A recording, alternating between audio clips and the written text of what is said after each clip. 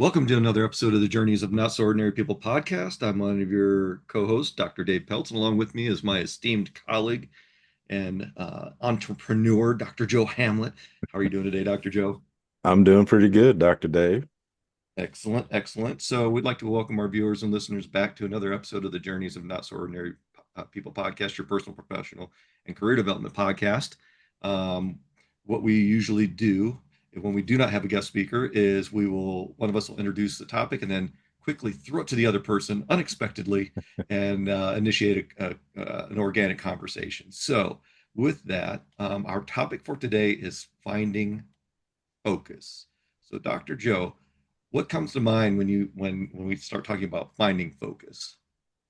Well, I think it's a little different than what we've talked about in the past, just in the fact that for most cases or most of our podcasts, we talk about opening your mind to the possibilities and opening an aperture a little bit more than what you may be used to. But now we're kind of telling you to maybe find your focus on something particular, rather than looking at the broader picture, but maybe you need to focus on something in particular. Say, for instance, you need to be in a better position to advance your career. And rather than trying to, go to school for this or get a new certification for that, what are the things that might help you advance to that next position that are directly aligned to that? These other things may be nice to have, nice to do, but is it actually going to help you move forward if that's where you're trying to go? So again, today's focus today is just focusing on maybe one thing and not necessarily a lot of things. Me and Dave have shared how we've done a lot of things at once, which you can do, but is that going to get you to where you're trying to go? Especially if you have a timeline, if you're trying to get somewhere pretty fast, maybe it does help that maybe you define what that is and really concentrate on what that is. So it may mean you need to focus on that one thing. Yeah, and we were talking about this offline, and really what finding focus means to us and potentially to other people. And one of the things we were discussing is maybe you're focused on too many things. Right. Instead of having a plan A, B, and C, maybe you have a plan A, B, C through Z, and maybe they have Right. too many backup plans. And Right. there's circumstances where that might be helpful, like in contingency planning. Have we covered all of our bases? As we look at our personal development and professional career development, maybe we need to narrow that focus. Right. Maybe we want to be a PhD, an MD, a doctor, a dentist, and veterinarian. Maybe just pick one of those to focus on instead of five doctorates. I You don't know. know that there's many people out there that have that type of broad focus on education, but that's an example. Yeah, So, yeah, yeah, yeah. So we're talking about narrowing your perspective, at which, like you mentioned, is kind of counterintuitive to what we've talked a lot about in the right. past. You know, um, I'm going to bounce off what you said. Narrowing that focus, maybe in your personal or professional life, for what's right in front of you. Maybe you don't need more education or more certifications.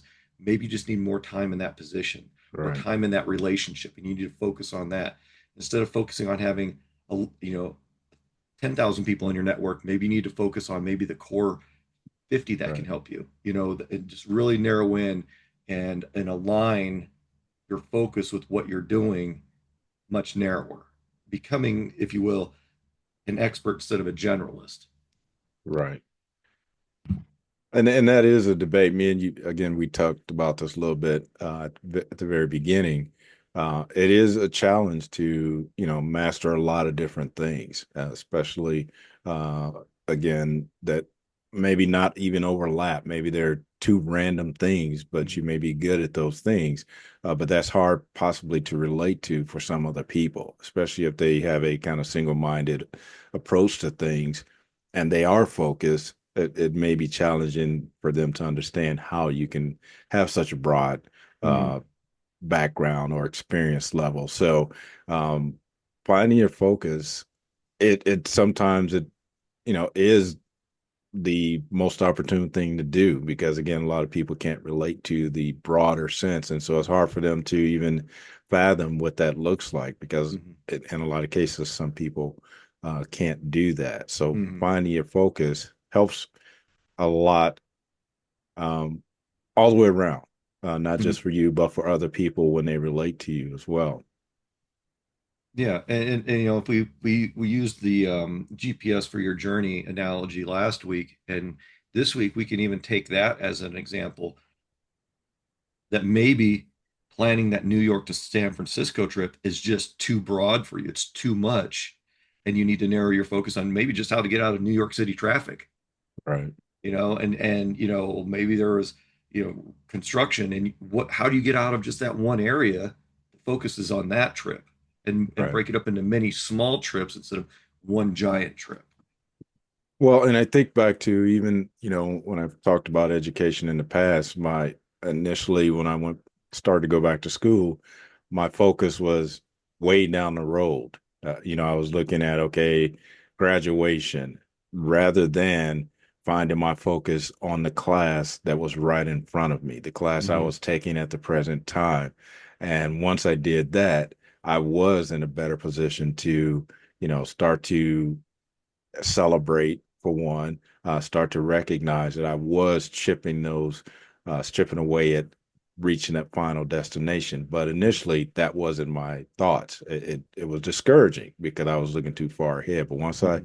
found my focus and started looking at what's right in front of me, and I think you touched on that, it made it a lot easier, more manageable.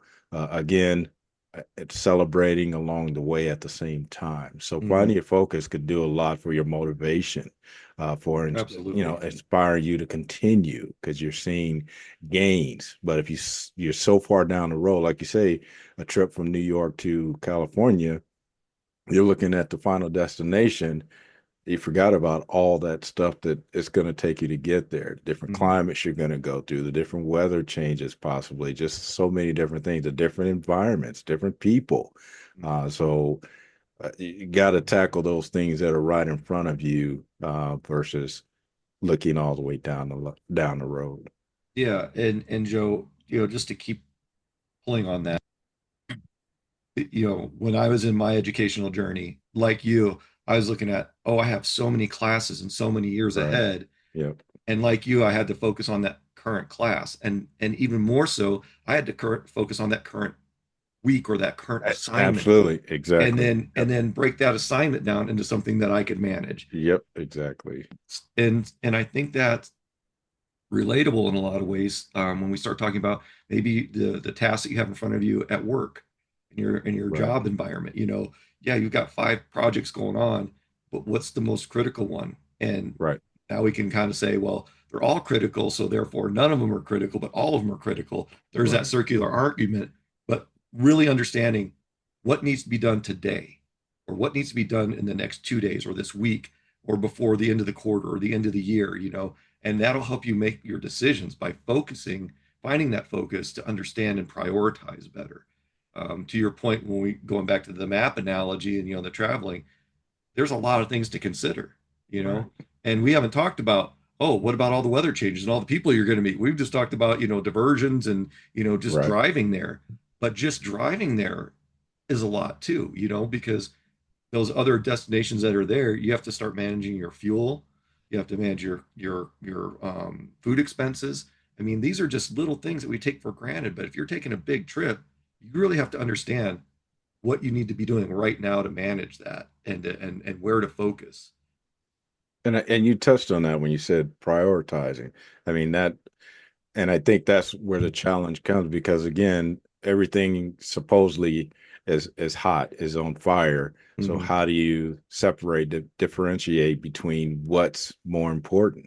And it goes back to what you just said, thinking about what has to be done today in the next hour versus something that may be able to be pushed back slightly because it's not needed today, it's not needed tomorrow. But how do you get to that point to where you determine this is my number one priority? And if we go back to the analogy, of our school, our education, that's what it really came down to.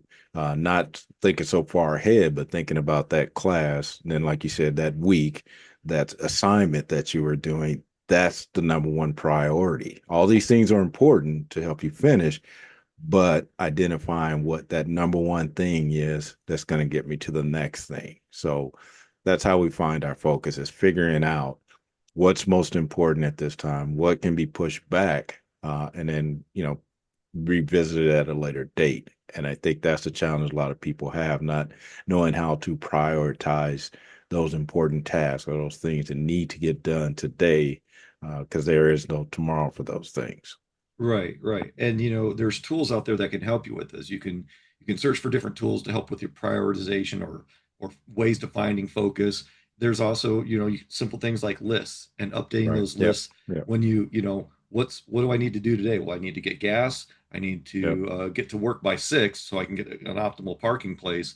The walk is going to be a lot shorter, and then crossing those things off, like a project list. What's most important? Well, if I'm going to be working around my yard, do I maybe need to get all the rocks out before I start planting the Right. grass? Do I need to irrigate? And really thinking about the process on what needs to be done today. And a list is very good at that. There's another one that's the 4 quadrants. There's many tools that are out there that could help you prioritize. And some people do very well at just updating the list, just Right. keeping an ongoing updated list. Other people need to have a list and finish that list before they start a new list, and that's okay. Those are both very Right. good tools. It's just how your mind operates best and optimally for you when you're prioritizing. I mean, you bring up a very good point, and something very simple to do is a list. And I find myself, I know you've talked about it too. You look around your office, on your headboard, or on your nightstand, and there's all these lists with all these things to do. I know my wife is really good at it too, but that gets all that out of your head and Mm-hmm. down on paper or some form of list that you can go back and check. Because as great as we think our memory is, it's a lot easier to get it out of your head than you can focus on other things. But that's what I choose. Even if something as simple as mowing the lawn. If I Mm-hmm. go out there, don't take stock of how much gas I have in my gas can, and I get started, then I may end up disrupting, not being able to finish the lawn that evening because I don't have enough gas. So just something as simple as, let me check to see if I have enough gas, to see, Mm-hmm. am I going to have enough time? Is it going to get dark before I get finished? So just those simple things that seem like they're, the easiest things to remember or think about. That's kind of that mental list that I make when I go out there to get ready to mow the lawn. Kind of figure out if I'm going somewhere that day. Do I need? Am I going to have enough time to do those things? So it's something as simple as that. It takes a mental list to sometimes recognize those things. Yeah, and you mentioned earlier weather. What about the weather? If you Right. don't have enough fuel in Yep. your tank, right? You get halfway through, it's going to rain for 2 days, and now are you gonna start get halfway through and then have to redo it in 4 days once it stops raining, or is it not going to be an offset that much depending? But I hear it's challenged to mow wet grass. I don't know. All I have are rocks in my yard. For not fun at all.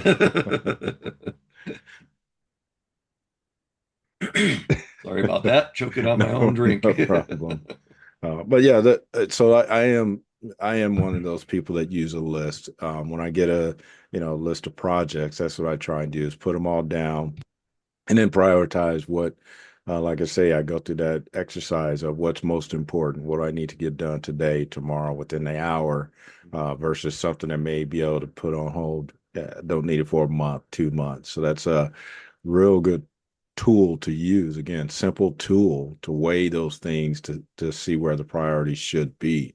So if you're not doing that, then that's a really easy exercise to start trying to use, or a tool to use. Yeah, and if that's challenging for you, because for some people making a list and prioritizing is challenging. Maybe that's because they're new to the project or the relationship or the exercise, if you will.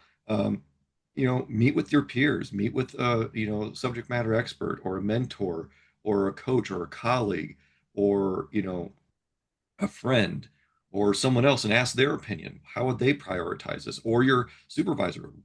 how would they like you to prioritize it? Because you may be in a different mind space than they are so far as what's the priority. Absolutely.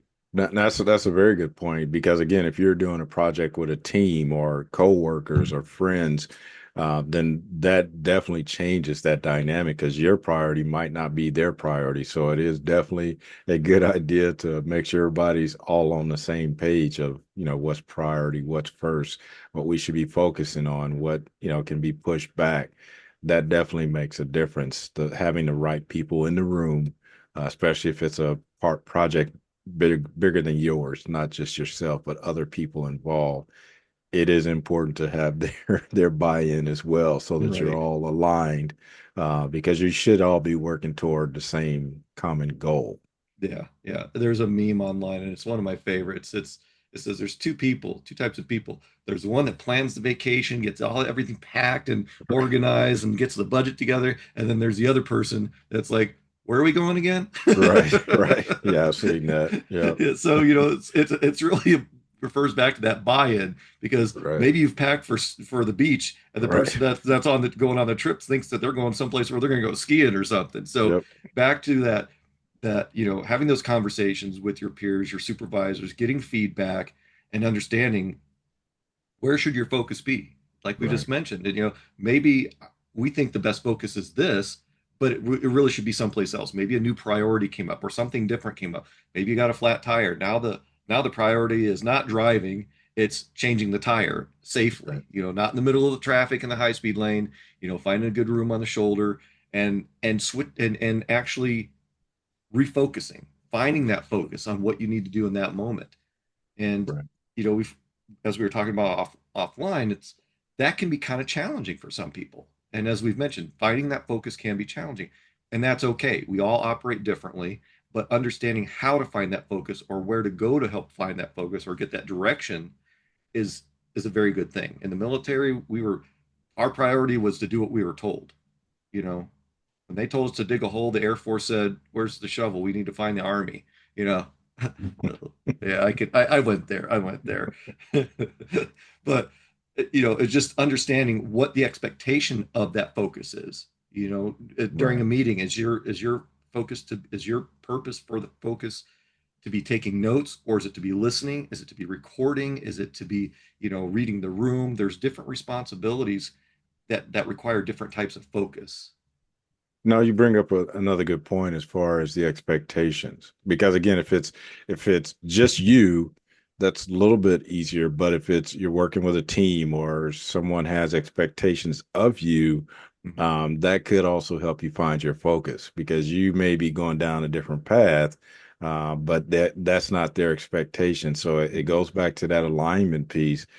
Are we all on the same page? Whether Mhm. it's your supervisor or your leader, and you want to go off and do your own thing that may not be aligned with what you should be doing. So that's important to find out the expectations of where you should be going, what you should be doing, especially when it's involving other people.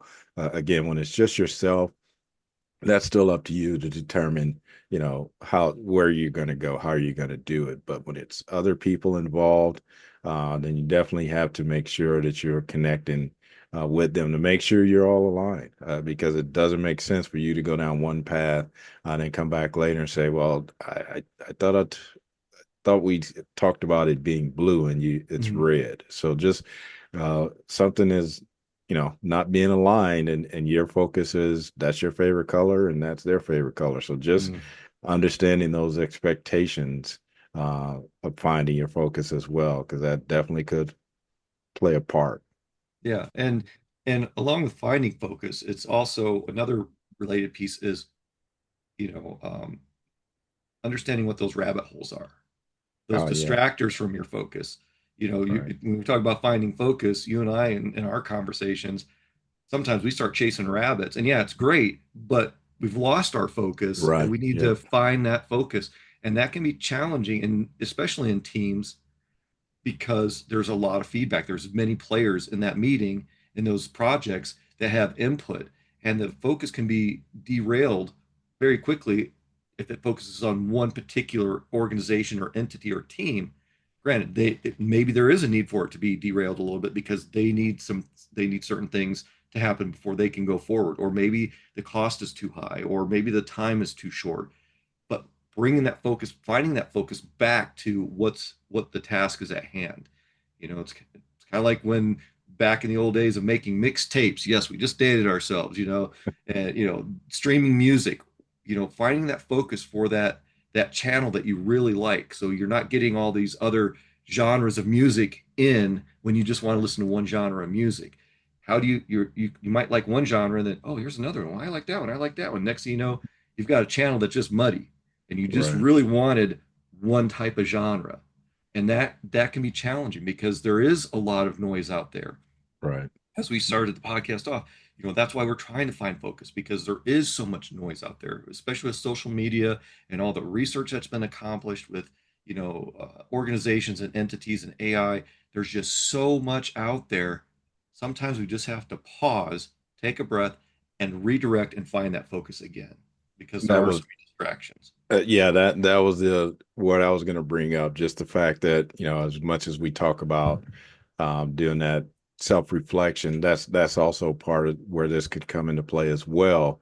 As you, like Dave said, you can get down those rabbit holes, and so you can continue to go. They'll continue to, be there, and you'll get deeper and deeper. So it is a good idea to take a pause, maybe take a break, and come back and relook at it to make sure that, again, you haven't lost the intent of whatever you're doing, and gone down, really down deep into one of these rabbit holes. So it's a good idea to reevaluate, come back, and make sure you're still on, and you're still focused on the right things, and not have added, some variables to it that don't align again. So it Mm, really comes back to visiting, revisiting, and making sure that it's still aligned, that it still makes sense, that it still meets the expectations, all those things, so that you're not going off in a tangent that's totally left or totally right of what you're supposed to be doing. right, right. And that in itself can be challenging because now again we've broadened that focus on what we need to consider. Right. And that's Yep. part of the exercise of finding focus is that there are going to be multiple considerations that need to be considered in order to help you find that focus or Right. refocus. Maybe the focus has shifted, maybe the priorities have shifted, and now you have to find a different focus. I know this has never happened to anyone where you're in the middle of a project, you've got your groove going, I mean, you've got your momentum, and then your supervisor or someone on the team or someone that you're conversing with just throws a curveball in there, and next thing you Right. know, it's nope, you have to stop right now and focus on this. Yep. And you're like, Yep. but I was having so much fun, I had my momentum, I had all this, I was so close to being done. That's now 2 weeks from now, this is what needs Right. to happen today. And that's a big shift in focus, and that can be Yep. challenging for some folks. Well, and that's probably a little bit easier, that abrupt change in focus, because it's dictated, like you mentioned earlier, with a car. You're driving a car, you get a flat.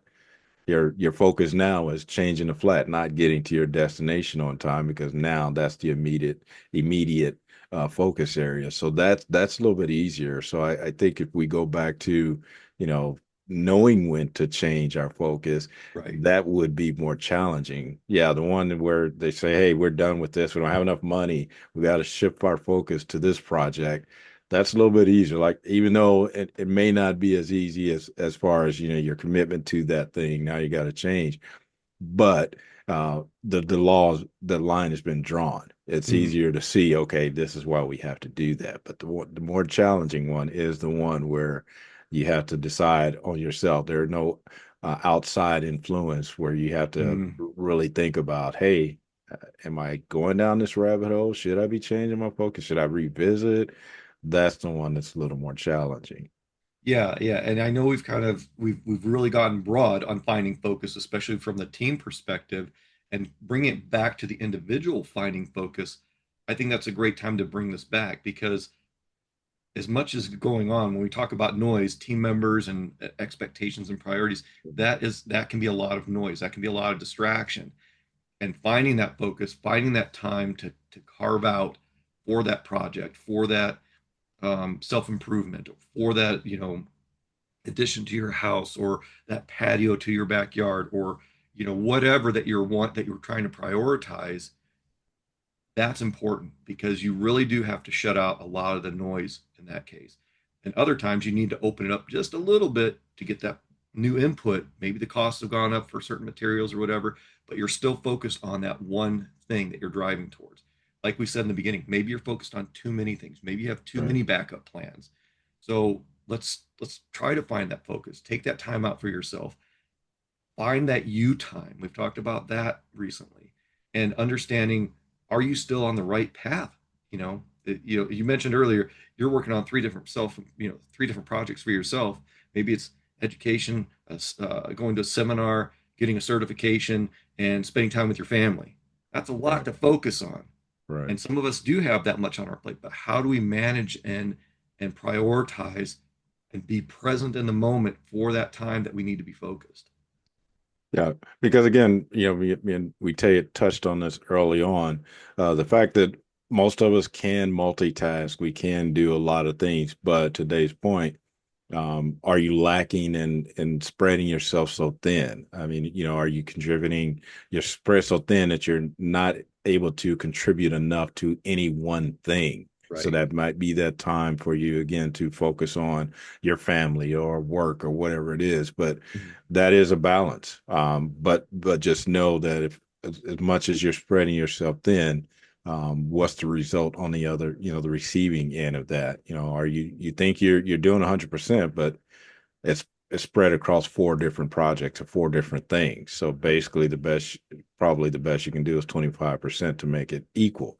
But that's probably not the case. You may be doing 10% in one area, 60 in another, and then so that's where it becomes a little more difficult or challenging, and who's winning and who's losing, who's getting the best of it and who's not. So those types of things can possibly help you with that, but again, you may not be able to see it yourself. It may be reflected in those projects or those things you're working on by how it's received on the other end, whether there's a lot of friction or tension in the Right. household or at Hmm. the job. So those may be some indicators that, whoa, maybe I should, you know, pause that project over there or that thing so that I can focus more energy on this. Right. And I like how you said that you may be thinking you're giving 100%, Right. but those that are surrounding and actually observing and being affected are seeing you do 10%. Right. You know. Yep. So we've got a couple minutes left. What are some final thoughts or tools that you'd like to leave our audience with as it pertains to finding focus? Well, again, like we started off with this podcast, the idea of thinking broad, but now thinking in terms of finding focus on maybe one particular thing or particular project or something. Um, just one of the tools that you touched on was that list. That's an easy way to kind of get started on listing out all the things that you're doing right now, even if it's really small, because even those small things could take a big chunk of your time. But that I think that's one place to start. Just write out a list of things that you got going on, you're doing, that you're contributing to in some way, and start to prioritize what that looks like. What's most important today, tomorrow, what's not as important can be done 6 months from now. So those are a couple of things that I think you could do. And then if you're already, engulfed in many projects, really taking a look at again, prioritizing which one's most important. What can I do later? So those are a few things I think people can do to help them with finding their focus.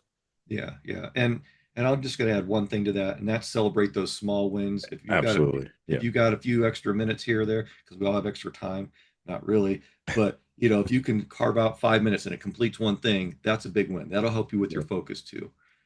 So with that, we'd like to thank all of our viewers and listeners for joining us for another episode of the Journeys of Not So Ordinary People podcast, your personal, professional, and career development podcast. If you have any topics that you'd like us to consider, please reach out to us. We're always open to feedback. We've got some great feedback the last several weeks on the topics that we've been rolling on, and really appreciate that. So, with that, as we close down this episode, we want you to continue being your not so ordinary you.